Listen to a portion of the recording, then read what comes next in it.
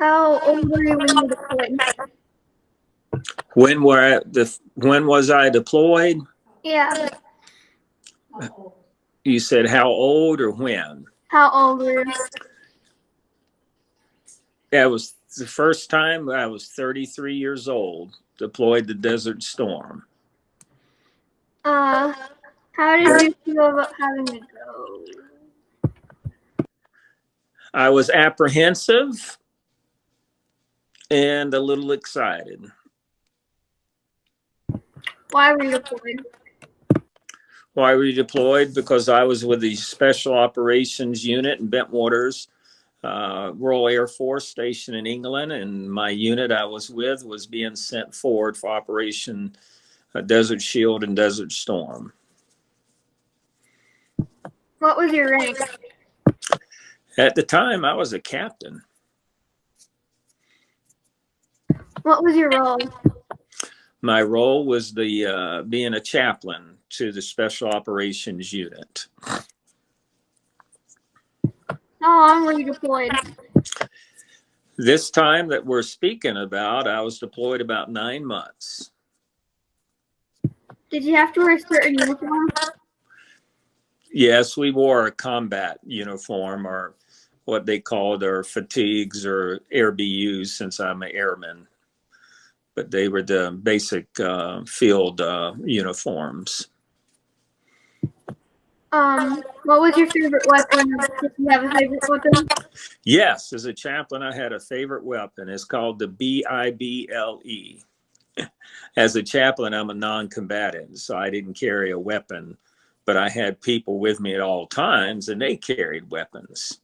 Most of the time, they carried M9s, and every now and then they had M16s with them. Were you involved in crossfire? Yes, I was involved in crossfire. One was funny at the beginning of the deployment because our initial camp was about close to a mile away from our base operations, where we were flying our nighttime missions with H-53s, Hilo aircraft. So I would transfer back and forth at nighttime in a go-kart. And one night when we were going to go see night ops and have prayers with the team before they left, we took fire upon us from the perimeter fencing and had to turn over the go-kart, and it received many different hits, but thankfully I wasn't shot, nor was my chaplain assistant shot. So that was the first time I took direct fire, and that was in a golf cart. Isn't that kind of funny? Yeah. But I also flew in some operations out of our base ops early on in Desert Shield, Desert Storm. And when we were flying one mission, we took on live fire from the ground. Nobody was hit, but the aircraft was hit several times. So when we got back, my commander was very concerned because as a chaplain, I'm a non-combatant. And he didn't like the fact that I was forward with the troops flying and decided to ground me. So from then on, I couldn't fly much during this period of time. I had to stay behind and listen on the radio in terms of the ops and bless people before they left. And generally, I was there when they returned to welcome them back after their missions. Did any exciting events happen? We had several exciting events happen. Some were sad. We basically put troops behind the line. All of our missions were done at night, and we worked with Rangers and other special operators, and some were Navy SEALs. But we would infiltrate, or they would infiltrate, but we would fly missions to drop them behind the lines to do special reconnaissance and to see about the enemy and the location and what they were doing so they could radio and call it in. So you can imagine the different stories they had to tell, as well as us listen back what we heard. One of our gunships, sister squadrons, it's a part of history outside of Kuwait, stayed too long trying to help some Army forces early in the morning. And gunship's a big C-130, but it's got Gatling guns outside the doors. It can lay down a lot of fire. And normally we operate all in darkness, but the sun had came up and they'd stayed out too long. And sadly, that whole gunship and crew were lost because once the sun came up, they were easy targets. So that was hard. It was hard being a pastor to people who just lost lives. But that's a part of the history there of the unit and what happened with them. So, were you scared? How did you feel?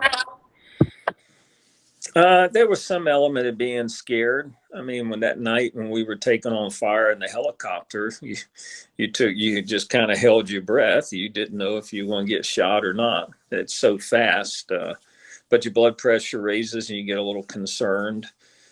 We had issues in the camp. We had some enemy encroach our camp one night, and that was a little scareful. And not knowing then the following nights if somebody else was going to get close or try to get to us.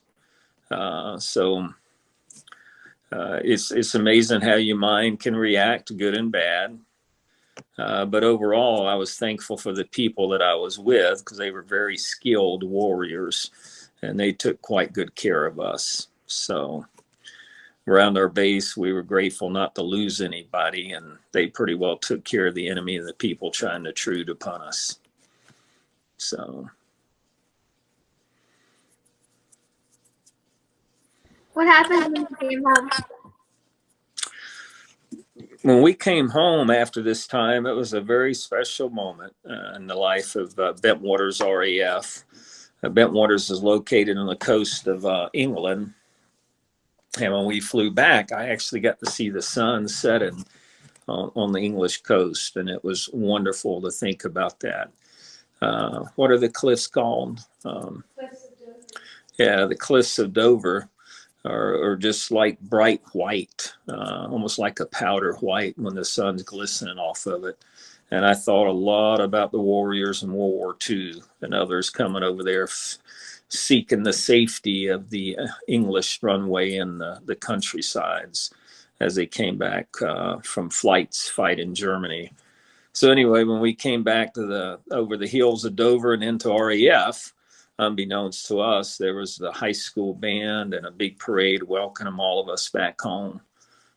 It was amazing. I was with the commander, and we decided to stay behind. He'd going to be the last flight that would land.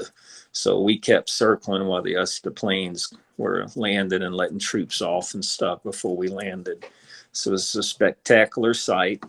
Unlike my dad, who visited in Vietnam, he never got to experience anything like that. But the base had shut down. They had the high school band out. People had yellow flags everywhere. Families, friends, a lot of people were out there to welcome us back home. And it was an awesome, joyful experience, one I'll never forget. Well, that's about it. Okay. Well, that's the first of my deployments for this is called the 39th Special Operations Wing out of Bentwaters RAF. We ended up having to go back for another stint for 6 months. And in the course of my lifetime, I spent many more times in deployed locations, in Operation Iraqi Freedom, and others too. But it's a joy talking to my granddaughter, and I'm blessed to be alive and to be able to share those memories with her and her students. I'll share this one thing. Our warriors in the military, whether they're Navy, Airmen,